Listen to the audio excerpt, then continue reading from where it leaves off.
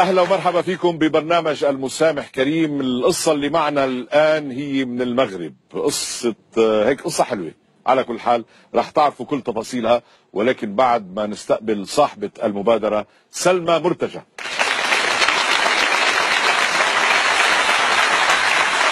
أهلا بسلمى. تفضلي سلمى. مالك هيك زعلانة وفايتة وداخلة قصتك ما فيها شيء يعني؟ شوية توتر. شوية؟ متوترة شوية؟ خايفة من الناس، من الجمهور، من الكاميرا؟ لا ما تخافيش. سلمى كانت مخطوبة، ظلت مخطوبة 2 سنين لشاب، تخرج معاه وتجي، بعدين اكتشفوا الأهل، قالوا لها والحكيوا الأهل بين بعض إنه خطيبها هو أخوها في الرضاعة. لذلك من دون ما يقولوا لهذا الخطيب سلمى انسحبت وتزوجت ابن عمها. سلمى حاليا متزوجة، ولكن خطيبها السابق تعبان، وهن عارفين انه تعبان، هي عارفاني. امه تتواصل مع سلمى بتقول لها يا سلمى لازم توضحوا له انه سبب زواجك من ابن عمك مش خيانة لخطيبك، خطيبك اسمه عبد الرحيم كان السابق، بقى مش خيانة، ولكن لانه اكتشفنا انه هو اخوها بالرضاعة. طيب ليش لما تركتيه ما قلتي له هالكلام؟ انا ما قدرتش نقول ليه، حيت انا دبيت مع الآل ديالو، كان اصلا كلشي خايف من ردة الفعل ديالو، قالوا لي انه غادي يتدمر، وما قدرتش انني نقول ليه. يتدمر اكثر اذا كان عرف رحتي خدتي واحد غيره يعني وانفصلتي عنه من دون سبب. ما كانش غادي يتقبلها، حيت هو كان كيبغيني بواحد الطريقه اللي بزاف، كان كيبغيني بجنون. ما قدرتش نقول ليه، فكرت انني نمشي نتزوج ولد عمي ما نبقاش نشوفو، ولكن انا فكرت ملي عاودت للزوج ديالي بالمشكل اللي عندي، هو اللي ساندني، وجيت لهذا البرنامج باش نلقى واحد الحل، باش نيتا هو نقول لي اشنو عندي باش. ليه عم تبكي؟ تفضل. ليه عم تبكي؟ انت قصدتي تيجي على استوديو عشان توضحي الامر مع خطيبك السابق مع عبد الرحيم. بغيت نبين ليه بانني انا ماشي خليته على قبل الفلوس، ولا خليته حيت انا ما كنبغيش، لا انا بغيت نوضح ليه، حيت انا كنهضر مع الام ديالو كتقول لي بانه هو حالته تدهورت، ما بقاش داك عبد الرحيم اللي كنت انا كنعرف. انا ما بغيتوش يقول ان سلمى كذبت عليه، ولا انها عمرها ما بغاتو، ولا داكشي علاش جيت انا معاه. ايه بس هيك يعني، بس جاي توضحي له الامر حتى يرتاح هو، ما في شيء يعني، ما في. علاش انا خليت. طيب ومن ذلك الوقت من 2 سنين الى اليوم ما شفتوا بعض؟ لا ولا تواصلتوا ولا اي شيء؟ لا انا كنهضر غير مع الوالده ديالو، وكان نسمع اخبارها من عنده. خلاص. والله يعني قصتكم غريبه، بس وجهنا له الدعوه لعبد الرحيم، خلينا نشوف سوا اذا كان وافق واذا كان راح يجي.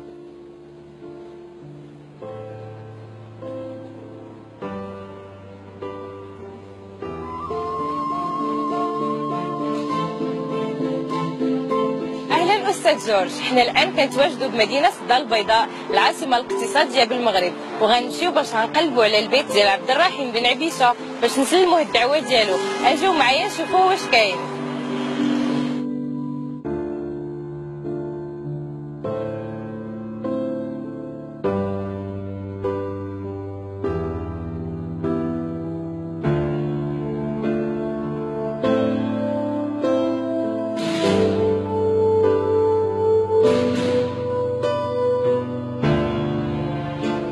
أستاذ جورج، حنا دابا في الحي اللي كيتواجد فيه عبد الرحيم بن عبيشة، وغنمشيو باش غنقلبوا على البيت ديالو باش نسلموه الدعوة ديالو. اجيو معايا نشوفوه واش كاين.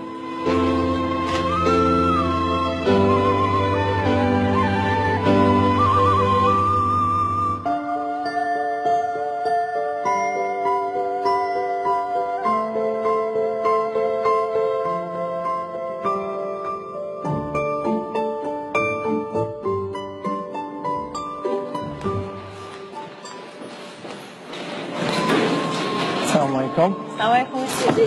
عبد الرحيم بن عبيشة. وهذا عندك محل ديال كراء السيارات والبيع. معك رجاء سالم من برنامج الاستاذ جورج القطاحي. الاستاذ جورج بعثتي لهاد الدعوه هذه الحضور. ممكن نعرف هاد الدعوه ديالاش؟ هذه الدعوه البرنامج ديال الاستاذ جورج وبغاوك باش تكون معاهم ان شاء الله. مرحبا، ولكن ما فهمتش كتصوروا الكاميرا؟ هاد الكاميرا وهادشي كله باش الاستاذ جورج يعرف بلي راه حنا وصلنا لك الدعوه ديال الحضور ان شاء الله باش نمشي عنده البرنامج. بالنسبه للطياره التكاليف ديال الاوتيل، التكاليف ديال السفر، كلشي على حسابهم نتايا، كيبقى لك غير تمشي وتشارك في البرنامج. مرحبا. صافي، والبرنامج كيبقى مفاجاه حتى تمشي ان شاء الله تما وتعرف. ماشي ان شاء الله يا سيدي. شكرا. يلا طريق سلامه. شكرا بزاف. الله يعاونك. شكرا.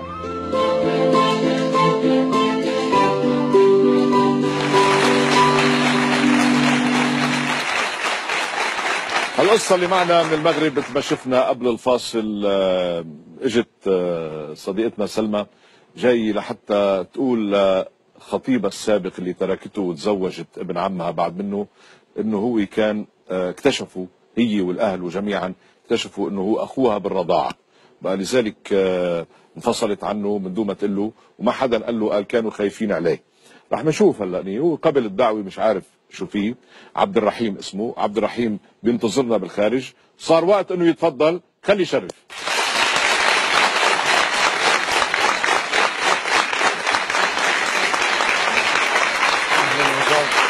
اهلا عبد الرحيم. اهلا، كيفك يا عم؟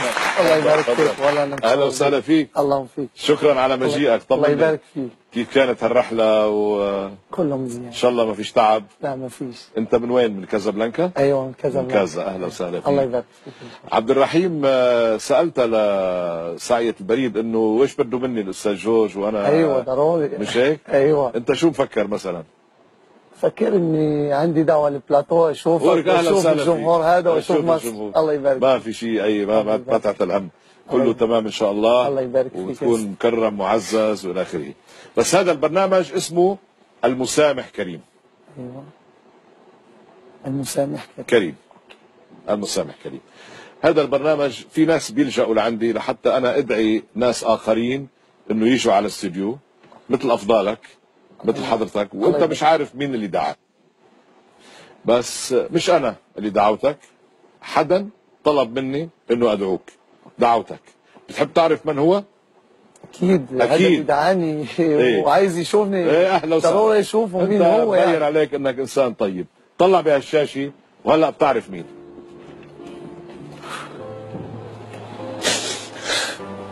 عبد الرحيم لاباس؟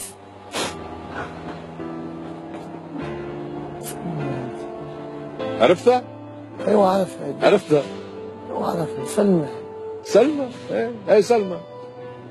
وسلمى قبل ما تشوفك عم تبكي. بس انا شو عامل لها لسلمى انت؟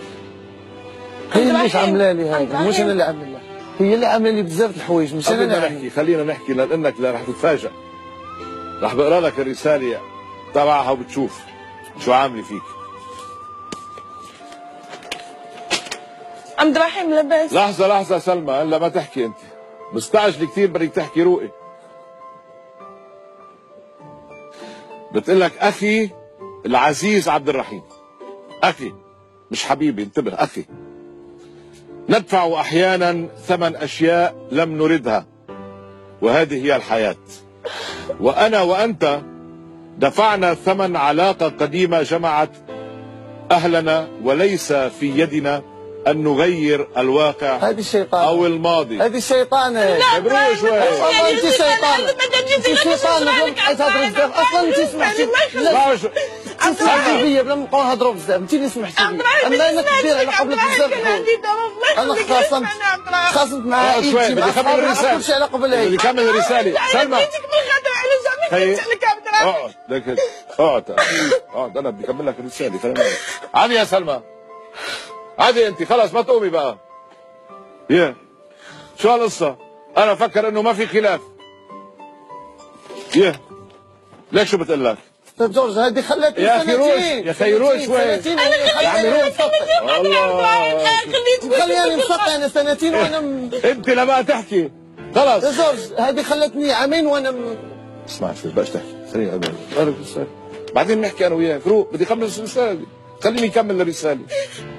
بقول لك أنت تعرف أني كنت أحبك مثل ما أحببتني، وهذا ما منعني من إخبارك بالحقيقة. في حقيقة التي عرفتها وأخفيتها عنك أنا وأهلك خوفا عليك. اسمع الحقيقة هذه اللي تقول لي تجي عامين عاد تجي تقول الحقيقة اليوم. ايه اسمع. قال لقد لا ما كايناش اسمع يا هي أخي. كذابة هي كذابة سمحت فيا أستاذ روق شوي. لقد فضلت أن تظن أني خنتك عن أن أخبرك بالحقيقة، وكان هذا خطأي الوحيد الذي أعتذر لك عنه، وها قد أتيت اليوم لإصلاحي أمام الناس. صحيح أنا متزوجة الآن، هي متزوجة ابن عمها، لكن أمرك لا يزال يهمني، لأننا حتى وإن افترقنا سنبقى إخوة. روح اسمع يا أخي، اسمع جيتي عندي أنا اسمع خلاك عاد جيتي عندي اسمع أنا بحالتي لعبة تتسالي منه وعاد جي عندي. هو باش يسمع فيا، هو اللي خلاني نجي، هو اللي ساعدني باش نجي. ماشي راجل هذا اللي خلاك تجي تشوفيني وسط الناس. لا هو اللي عرف القصة كيفاش دايرة، هو اللي ساعدني. راجل ما خليك تجي عندي. عبد الرحيم خليني أكمل الرسالة. سلمى ما بقى تحكي أنت، إذا بتحكي بتطلعي من الاستوديو خلص. بقول لك صحيح أنا متزوجة الآن، لكن أمرك لا يزال يهمني، لأننا حتى وإن افترقنا سنبقى إخوة، وهذه هي الحقيقة التي أخفيناها عنك، فأنت أخي في الرضاعة، وهذا أمر لا يمكننا تغييره. أنا أكبر منها، كيف هي أختي وأنا أكبر منها؟ كيفاش هي أختي؟ كيفاش هي أختي وأنا أكبر منها؟ قديش أكبر منها؟ أنا أكبر منها بالسن. كيفاش هي أختي وأنا أكبر منها في الرضاعة؟ كم سنة؟ أنا أكبر منها ب6 سنوات. طيب رضعتوا من نفس الأم؟ ما رضعناش منها ولا ما رضعش من أمي، ما أصلا أنا أكبر منها ب6 سنوات، ماشي ما يمكنش تكون راضعة معايا. أنا أكبر منها. طيب هي مش اسمع هلا ما تنسم، أنت ما تزعل روق عبد الرحيم هي بس تكذب، جاي هي كذابة عليك. هي هذه الشيطانة، هذه الكذوب 10 رزق، هذه الكذوب 10 رزق. ما دعوة كلمة ما دعش معايا أنا كذوب بزاف. اسمع عبد الرحيم هلا هني عم بتقول هي وامك عم بتقول لها لازم تحكي معك وتقول لك انه اخوها بالرضاعه. هلا مش ضروري تكونوا عم ترضعوا بنفس الوقت، عرفت كيف؟ بجوز امك او امها مرضعتكم، ما بعرف مين مرضع مين. سولها قول لها شكون مرضع. هي كذب اصلا ما غتعرفش تقول. انا ما رضعتش ماما، انا وياك في الجمره هذا مع خويا اسامه. عبد الرحيم طيب خلينا نسمع. الجمره هذا مع خويا اسامه، وكونك انا عبد الرحيم هي مزوجه البنت، هي متزوجه وزوجها قال لها روحي اعتذري من عبد الرحيم، وقال لها خليه يعرف الحقيقه. هني فصلت عنك. انا على قبل هاد السيده وليت كنكمي كنشرب كنضحك على دريات. انا لا تشوف هي اللي خلاتني نوصل لهاد عبد الرحيم غير انا لا تشوف انا سول ماماك عبد الرحيم تزوج بها ولا ماما كلنا يمكن غير دريه شهر سنين نوض صيفطها بحال. على قبلها هي حيت انا كنت حاجه ما كنقدرش نجيبها ليها وكنجيبها ليها. انت رح تعرف كندير بزاف الحوايج على قبلها. عبد الحليم يعني هلا رح تعرف الحقيقه انه هي اختك في الرضاعه. خلص عرفنا الحقيقه. لا انت مش معترف بهالشيء؟ لا ما كايناش اختي في الرضاعه، انا اكبر منها. لو كنت اكبر منها يا اخي امك مرضعتها. ما يمكن سول شكون هي فين اختي في الرضاعه. او امها هي مرضعتك. لا ما رضعتنيش. امها لا ما رضعتنيش. عبد الرحيم سول ماماك ما رضعتنيش او ما رضعتش وما ما رضعتش. سول خالتي فاطمه سولها هي. انا كل ما عادي يا سلمى عادي يا سلمى. انا بتقول لك ما تقوليش انا كنت انا ما جيت لهنا من المغرب لمصر، جيت باش نقول لك. سلمى عادي يا سلمى، خلص ما في داعي لكل هالشيء. انت تزوجتي وعندك حياتك وجاي غير اسمح فيها جات تشوف. اسمع لا شوف خلص غير اسمح فيها سلاح هو جات عندي ما فيا بالعكس هو اللي سالتني باش نكون انا هنا. حيوان تربيه شهر وتسمح فيه يخلي شهر تخليه ما توكليه ما والو ما تمشيش عنده يسمح فيك. ماشي عامين يخليك انت ما يعيط لك ما يسول فيك ما يقول لك حتى شي حاجه. دابا يجي يقول انا اخوك ما يتزوج. انت مش عايزه منك شيء. انا عارف. جاي تقول لك انه انت اخوها بالرضاعه وما بدها منك شيء، لا بدها تتزوجها ولا بدها ترجع لك ولا بدها شيء. ما بغيتش نبقى نسمعها ونشوفها. خلاص بدك تمشي؟ ايوه ما راح تسمع. انا بدي اشكرك انك جيت وعذرنا على المفاجاه. كنا حابين تكون مفاجاه حلوه بس انت مجروح والله حتى باش نشوفها ما الله يرحمه. بسيطه معذور حبيبي. الله يبارك. وانت عذرنا. الله يبارك. اوكي يا عبد الرحيم. الله معك. الله معك.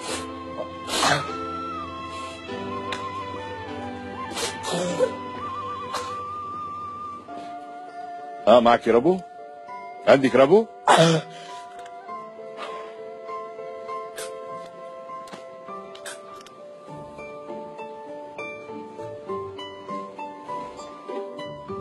سلامتك. سلمى،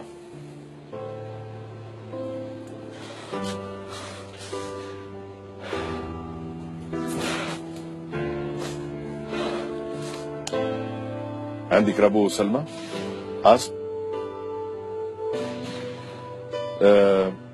يعني انا كنت متوقع هالشيء يا سلمى، لانه خلص كل واحد منكم بحياته وانت مش راجعه. خلص انت حكيتي اللي لازم تحكيه. هلا طالما رح ترجع على المغرب، اسمعيني، لما ترجع على المغرب وطالما في علاقه مع امه، خلي امه هي تقول له الحقيقه، وانت خلص خليكي مع زوجك وعيشي حياتك وانتهت القصه بينك وبينه خلاص. طالما هو مش معترف انك اخته بالرضاعه، هو مش معترف. وانت مين قال لك انه اخوك بالرضاعه؟ انا وانا جربني من بعدنا تلاقوا الاهل. الاهل تلاقوا الاهل ديالي والاهل ديالي. مين كان يرضع الثاني؟ امك كانت ترضعه؟ امه كانت فاش يلاه ولداتو كانت عندها مشكل ورضعته الام ديالي. ملي خرجوا خلص حلوها بالمغرب، خلي امه تقول له انه اخوك بالرضاعه وانتهت القصه. نحن هون ما الرجل تفاجأ وردة فعله قويه وخلاص، وانت ما تبغي منه شيء، يعني ما بدك ترجعوا مع بعض. انت متزوجه وديري بالك من زوجك. متشكرك على ثقتك وحاولتي انك تحلي هالمشكله معنا بالاستوديو، بس ما صار، ما حصل، مش بايدنا. على كل حال خدي بالك من نفسك، من الاسمه تبعك، وانت عصبيه شوي. من وقت ما جيتي ما وقفتي الهز. اوكي يلا، وسلمي على زوجك لانه هو قال مش راجل، انا بلاقيه راجل انه سمح لك تجي وتقابليه. اوكي يلا. شكرا. مع السلامه. مع السلامه. شكرا.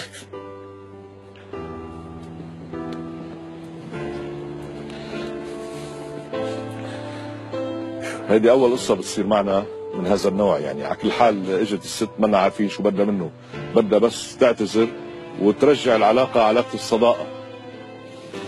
ما اعترف انه اخته بالرضاعه، شو بدي اعمل؟ يعني ما فينا، ماني ملاقي حل، ماني ملاقي اني في مشكل كبير ولا ملاقي انه في حل. على كل حال انتهت كما يجب ان تنتهي هذه القصه. كل واحد رجع على بيته، بيدبروا حالهم هن بالمغرب. انا بلتقيكم ان شاء الله بحلقه جديده من المسامح كريم.